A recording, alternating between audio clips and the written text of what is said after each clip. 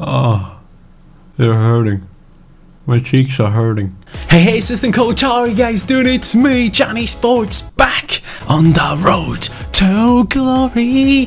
I hope you guys are looking forward to this episode. Dudes, can I just say one thing? Even though yesterday was Black Friday, even though it was all about Ultimate Team yesterday on YouTube and Twitch, even though of all those circumstances, you guys have been here and have watched the Road to Glory episode yesterday. I really appreciate it. I can see like a percentage on the videos on the new YouTube dashboard. You can like see if the video is doing just as well as the last one, and it was exactly just as good as the last one. Thank you guys for that, man. I really appreciate your support lately on the channel. I'm not going to be asking for likes anymore. I'm done with asking for likes. I'm just going to go ahead and ask for one thing from you guys. If you are new to the channel, subscribe, and if you are already subscribed and you're watching these videos, turn on your notifications. It's the most important thing to keep channels alive these days, because YouTube just takes away videos out of your sub box without you even knowing.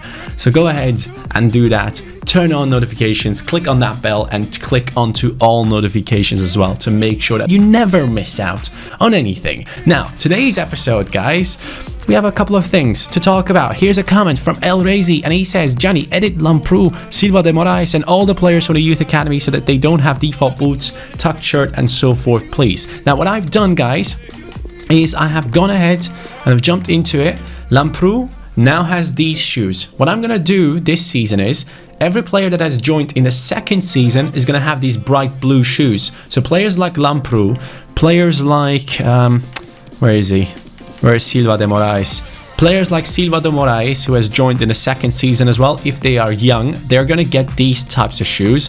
And then the ones that came in last season, I believe we got Collins last season right at the end, they're going to keep their pink shoes. So we can like kind of distinguish between the first season talents and the second season talents. I hope that's okay for you guys. That is what I went for with that. Then there's another comment coming in from Arctic Longshot, and he says, if Cook stops growing because his potential has dipped, make him keep growing if he doesn't get his potential back. And you can do instructions to tell Ferreira to get him behind. I'm not going to change Ferreira's instructions. He's working perfectly fine. He's getting assists because he's coming back. So that I'm not going to do. But for Cook, who is clearly one of the favorite players in the career mode, we want him to grow as much as possible. That is clearly something that we want to see. And so far, he's not really growing much in his technical attributes without us really going ahead and doing it. So that's a bit worrying. That is a bit worrying, and hopefully he will continue to grow in those statistics, because right now he's kind of stuck, and that is just not good enough. We want him to improve in his shot power, in his finishing,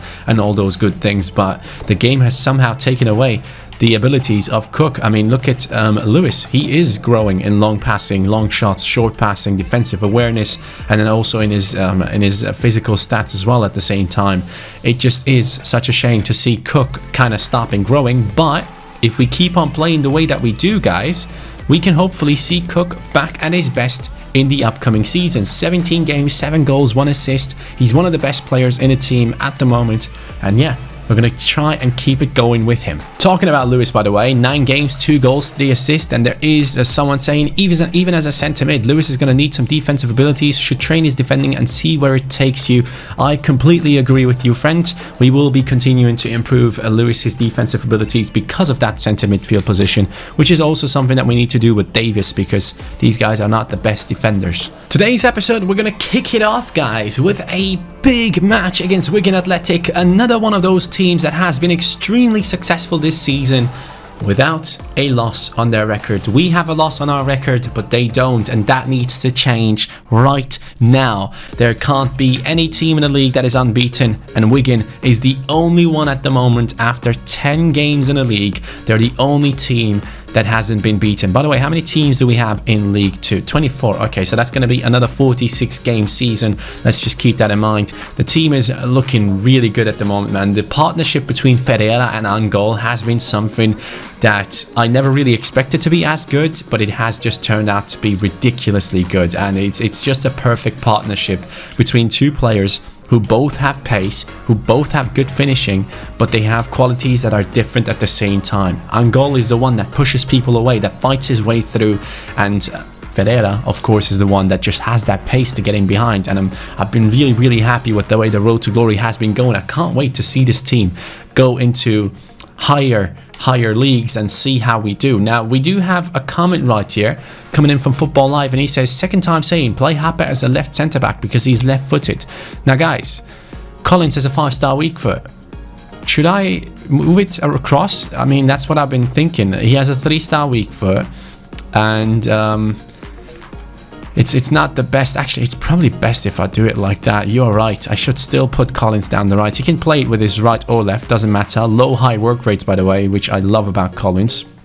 We're going to keep it that way. But Collins has been the best centre-back in this team, clearly. And I'm just so happy to have him back from his injury. What I don't understand is McPherson right here has a smiley behind that red triangle, which is meaning form down, but his form is actually up. Like, I kind of don't understand how that works, EA, so you better let me know. As we go into this massive game to kick off today's episode, guys, the kits are being worked on. You guys have been asking about them. They are being worked on, so don't you worry. Hopefully at some point in these upcoming episodes we will have the new kits. I can't wait to have them around and put them onto the players. It's going to be great. It's going to be an amazing experience, and yeah, man, I'm going to try and get a few things sorted today for the kits. I already kind of have an idea of what I want to do, and you guys have been giving me really, really good suggestions as well, so I'm looking forward to that, people. Hopefully we can get ourselves some amazing looking kits into this career mode.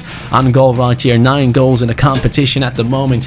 He is having an amazing campaign. He has scored a goal in every single match in the last 5 matches, and we want to see him still continue to perform the way he has been doing it until now. Now, Wigan, can they stop us? Can they stay unbeaten? The question will be answered right now. Collins back into the team. The question is, can we keep a clean sheet as well? Also, getting into the top comment, or one of the things that have been requested the most from the last episode. Oh, hold on. Ferreira, Davis. Oh, exceptional play. It is 1-0 against Wigan and Davis scores. I was aiming towards goal. I'm going to be honest. I'm not going to pretend like I was doing something else. But after that record-breaking game in the last episode where we have won 8-0, now we are starting off early in the 7th minute against Wigan, the team that has been unbeaten. I think goal might have been offside because he's standing in front of the goalkeeper. That is hindering the goalkeeper, at least in the rule book of FIFA. But hey, we're going to go ahead and take that. We're 1-0 up with Jordan Davis, showing his offensive qualities, by the way. We can talk about this comment right here from PB Gaming, and he says, hashtag in real life, thoughts on Emery being sacked? It was time. It was time. It genuinely was time. It has been weeks now, maybe even months, since Emery should have been sacked, in my opinion. I think the Arsenal board were trying to be arrogant. They were trying to avoid the real issues. They were trying to keep themselves safe with just going with Emery and just hoping that at some point things would be changing. Oh my god. Oh. Can we just talk about the fact that Angol would have completely missed the target? Look at... Oh my. That counts as an own goal. Angol would have missed an open net. Hold up a second. That never happens. That is weird. Is he intimidated by the great performances of Ferreira? What is going on here? But going back again to the whole deal with Unai Emery, I think he should have been sacked a long time ago, at least a month ago. I think Arsenal have made the wrong decision. They should have let him go earlier on, and they could have got Mourinho if they did. Now Tottenham have Mourinho, and they're doing really well. So we'll see what happens with Arsenal. I don't really see a clear candidate out there that would be perfect for them, because right now they're apparently going for Allegri, and I just don't know if that's the right one. They again, another coach that isn't capable to speak English properly. Is that going to be the coach that's going to get the people working together? I just don't get it. Maybe Carlo Ancelotti, if he might leave Napoli, I don't know. It's quite interesting to see the situation at Napoli as well. Players apparently wanted to go on strike and stuff, and now Napoli want to sell players like Alan because they went on strike. It's absolute madness right now in football. I think Manchester United as well is another team that should be thinking about getting a new coach. I just scored a long shot. I never score long shots. Davis. What is this guy about? Is he the one? Is he the man in that midfield that's gonna make us, let's just live through these special moments? 3-0 up against our dear friends right here from Wigan. It is a quality finish from Davis. Hold up. Does he have good long shot stats? Jordan Davis with his second goal in the EFL season. This man is really good. Now, 3-star wicket, 4-star skill moves. He scored with his right foot, so that's okay. He has really good dribbling, but terrible shooting. 59 shooting. Long shot 67, shot power 61. I mean, it's not terrible, but impressive. Very impressive. Wow. You know what I'm going to do, guys, for this season now? I'm going to make the sliders even tougher for us now. Just so you guys know, we're going to drop it down to 10 era for most of the things for our opponents, because our team has gotten so much better. I want the games to be competitive, so we're going to change the sliders because I don't want to be smashing every single team this season. I want to have some sort of challenge, because I don't like it being too easy. I feel like it loses the edge if it's too easy. I feel like people lose interest as well. I mean, at the same time, in football, you actually watch your team to see them win, right? That's how it is, after all. If your team in real life would be beating your opponents 3-0, 4-0, 5-1 every single game, wouldn't you be happy? That's how it works in real life, but in video games, it's not like that. If it gets too easy, it loses interest. That's just how it is. That's interesting that I just realized that. By the way, apparently also in the last episode, Lewis got an assist with his weak foot. Thank you guys so much for paying attention to that, because I haven't realized. So I'm going to write it down, and we do concede. In the 36th, the clean sheet is gone. Our opponents come back with one very silly goal, in my opinion. Wagner needs to clear it much better than he tried to do there, and Davis is too short to get to it. And I think the defenders did a really, really bad job there to try and defend that one. That's really unfortunate. McLeod, I don't know how to pronounce his name. He has scored. There's some space for Ferreira. Ferreira gets back into the middle. Ferreira now plays it to Angol, and the partnership is on fire. Angol and Ferreira hug him. Come on, bro. No, don't hug Dennis. Go to Ferreira and thank him. Or doesn't Angol like Ferreira? Is Angol intimidated by the great performances of Ferreira? That's a question that we might have to ask ourselves. But after all, we all know how good Angol is. He doesn't have to worry. We love him. He's the favourite, the fan favourite. Scores again, 10 goals in 11 games now in the EFL. Top scorer last season, potentially top scorer this season as well. Oh no. Good ball. Hopper can't save it. What a finish. What an incredible finish in the 45th. 4-2. Wigan are not giving up, guys. That finish really was impressive. I don't know how he did that, because Hoppe was right on top of him right there. He's pushing him, he's shoving him, and with his left foot, he manages to put it near post. Even Bennett doesn't stand a chance there. Did not expect that at all. I really like the new look of Collins though, by the way, guys. I love the haircut. I love the fact that he's standing out a bit more. I love the shoes. Collins now definitely more of a player that catches the eye in that defense. Antonsen, really well done to get that ball. He has that pace though, and he's going to run forward with it. He's going to look towards Angol. Angol, will he pass it? Will he bring back the favour? He tries, or did he? Did he try to get an assist there for Ferreira, or did he purposely not pass it into Ferreira? There might be some issues between these two. 66th, guys. It's time for some fresh legs to come into the game. Antonsen comes off. Lewis comes in. Silva de Moraes will get a chance as well. And I just realized that I don't have any substitutes for the striking position. We definitely need some people for the striking spots. Hopefully, soon enough from the Youth Academy, we can get someone involved. But we can bring in... Let's go for Torres once, because I don't want him to be too unhappy. Silva. Good pass. Angol. Now getting in behind. Is that going to be a good ball? That is an exceptional ball. Angol this time into Ferreira. And he hits the post. You know what? Even when Angol gets the pass to his feet, we miss. Ever since that fourth goal, we have been struggling to get another one. Wigan has been the team that has had the better chances up until that point. The last attack of the game will belong to this Ghana lad who Hopper just can't stop today. He just can't stop him. That's a save from Bennett. And I'm very impressed by Ghana. He is just destroying Hape every single time they match up against each other. So now with that, that's going to be the end of the game. It's a 4-2 victory, which I really appreciate because we have started off really well. But ever since we changed the sliders, basically, it's 2-1 to our opponents. So after we changed the sliders, they scored 2 goals and we scored 1.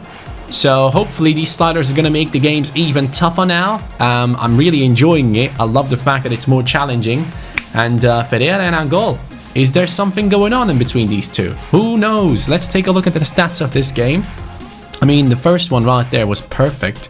We can go into the player ratings real quick and see who got the assists. So goals, Angol got 1. Assist-wise, Ferreira got 3. I'm telling you, I'm not changing his instructions. This guy is getting so many goals and assists every single game. 3 assists by Ferreira in this match only. And then Davis, of course, has 2 goals as well, which is very impressive for a centre mid. Ogi has been sold. Hey, 250k added in once again. So Shabani, Ogi and Cipriano, all 3 are going to be sold in the next transfer window. And that's going to give us a good little budget to work with. I think in a couple of days, on the 15th, we should be getting the first scout report from the new scout, which I'm really looking forward into. We have Tranmere coming in, though, in the Leasing trophy. I really don't care about this trophy. I hope we lose. Let's see what we have right here in this one. Hopefully, it's not going to be a win. We do play, and we win 5-0. Ferreira just can't stop. It is 3 goals from Ferreira. Moraes and Clay also successful in that game. Very impressive, man. This Ferreira guy is something special, and we can clearly see it every single game. Leyton Orient now on 28 points, but there's another team on 28 as well. Luton Town currently chasing us down. Dons, Portsmouth, Wigan and Bolton in the top 6 fighting for promotion. Burton though up next, and this one is going to be simmed as well because I want to get to that one game where we feel like we have the pressure to win. Against Burton though, we should be playing well. I actually just now realized that their badge is like letters, but it's also a person. Interesting. I only now realized that. Hey, the more you know, people. Ferreira again with another goal. 72 rated, but tearing it up in League 1 at the moment. This guy is ready for the championship. Collins back from his injury and scores. These guys are crazy. Wycombe is winning 6-0, by the way. 2-0 victory. Centre-back scores. Lots of yellow cards. And Ferreira gets his. And then Angol gets subbed off for Widowson. How come Widowson plays striker? What is going on? Wagner now goes up to 68, guys. You can clearly tell that we have grown his defensive stats quite a lot. A lot of people were saying though that I should include Collins into the training sessions. I wonder how to do that though. Maybe I just stop training Bennett because he is the highest rated player, and we do have the first scout report now. Lynch, don't you dare disappoint me, my friend. You're new, you're fresh. Come on, Lynch. Are you kidding me, Lynch? This is what you got? This is all you got? He's worth 275, so we can keep looking at him, but bro, come on, Lynch. You're from Ireland. I sent you to Ireland and you're coming back with absolutely nothing. Alright, you get another chance next month. That is a disappointing scout report, guys. I was hoping for much better there, to be honest with you. But today's episode now, we continue with Bolton. Bolton coming up next in this away game. That is a team that is in the top 6, and after that we have another Premier League side in a round of 16, Southampton up next. Or are they actually a championship side now? Let's check it out real quick. Are they still in the Premier League, or have they gotten relegated? Southampton is still in the Premier League, so we're going to be fighting against another side that is a Premier League quality in these upcoming matches. One thing I realized though, Davis is a right footer and Tonson is a left footer. Let's switch these two around. One thing I can say as well, Dennis has been quiet, hasn't he? I feel like Dennis has been very quiet this season, guys. 19 games, 3 goals, 3 assists. That is comparable to like last season. It's nothing. It's really nothing. Quite odd to see him struggle that much. Is he growing? He gets more acceleration, better long shots, but that's pretty much it. Quite unfortunate to see someone that we absolutely loved not being able to perform on this level. I mean, he's 63 rated after all, and a lot of the defenders are going to be higher rated now, and he's going to struggle. But yeah, that's something that we might have to look at in the future and maybe put in Lewis there. 5 goals in the last 3 matches for this young man with braces, man. I mean, it's quite incredible to see the rise of Ferreira this season. He is clearly one of the players that's going to keep on growing in a big way, and at some point he's going to have potential to be special. I'm telling you, he's going to be the one that all the teams in the world are going to want. He is the wonder kid that we have found, luckily, through a way too cheap release clause. I remember we bought him for like 3.7 mil, even though he was worth 11, which was already an incredible deal. Hopefully next season as well we can find some sort of deal like that for any other position in the team as well. But right now, boys, we're starting off quick with Ferreira and Angol. Ferreira and Angol. Angol! Oh boy, would you believe it?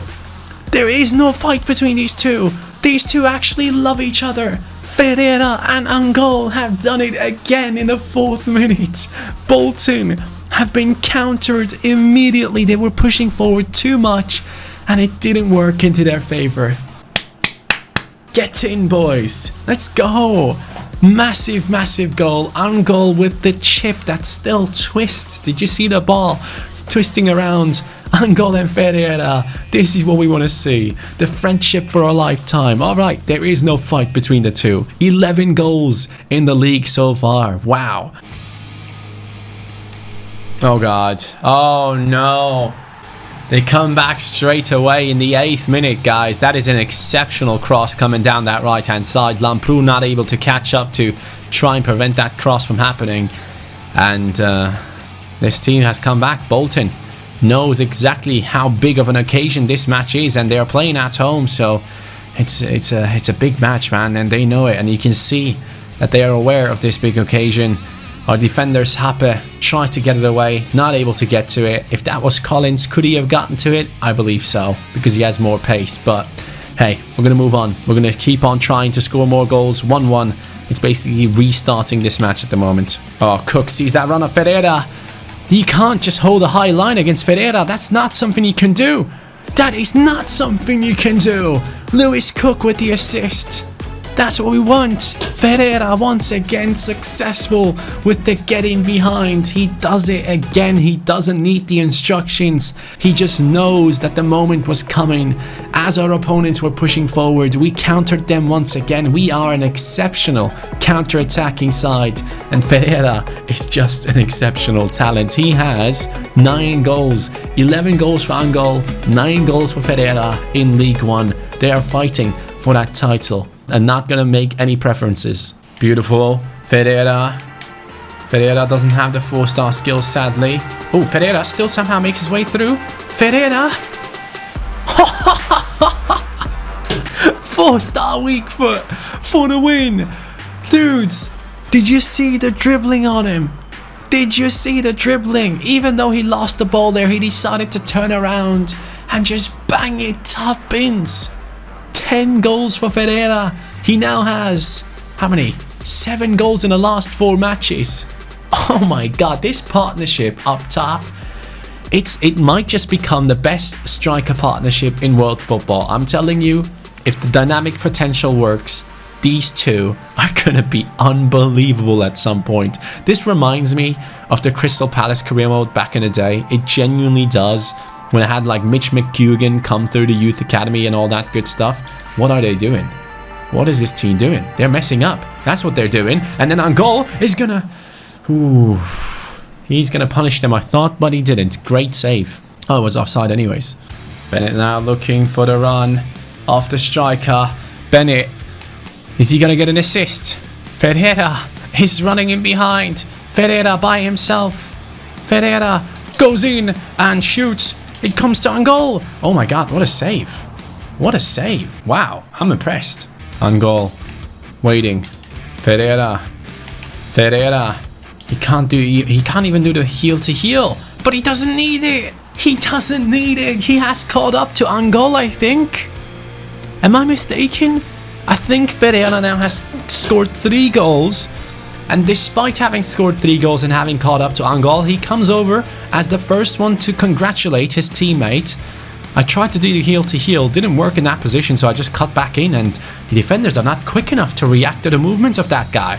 Ferreira again, quality finish. That takes him to how many goals? 11 goals. Wow. Both of our strikers, 11 goals in, I believe, 13 or 14 league matches. 67th. Time to bring in some fresh legs into the team. McPherson and Silva de Moraes coming in now. And let's bring in Lewis for Cook. On goal, Ferreira. On goal this time, the one sitting back a little bit. On goal. Oh my God, what a pass. What a finish. Ferreira scored 4 goals in one match.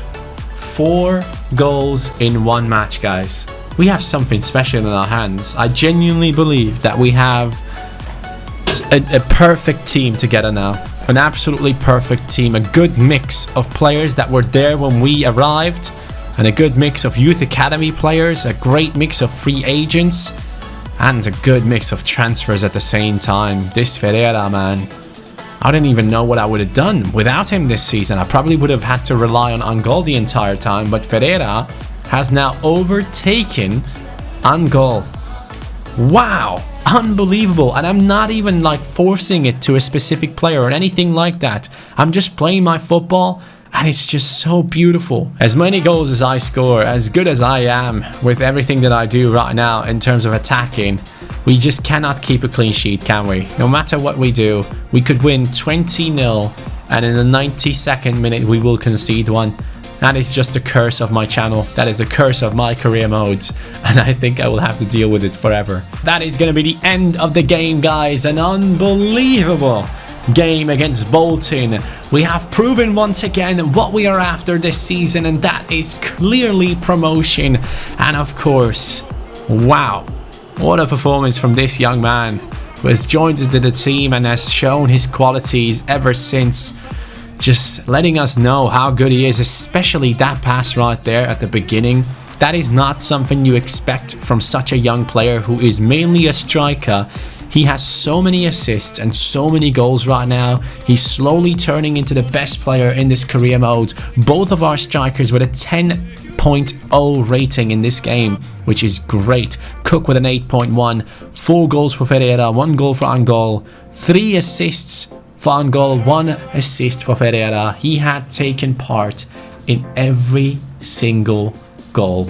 And Angol, 4 goal contributions in one game isn't bad either. That is exceptional from both of the guys. Despite us running through our opponents, Luton Town has been the team that has been able to basically keep up with our incredible performances, guys. We do have scored a lot more goals. Yes, our goal difference is much better, but Luton Town so far in 2nd place, clearly the 2nd best team in the league, and that is the game that we will have to play next, which is quite interesting to see. Where is Colchester? Where are the teams that have gone up with us? Colchester in the 11th spot.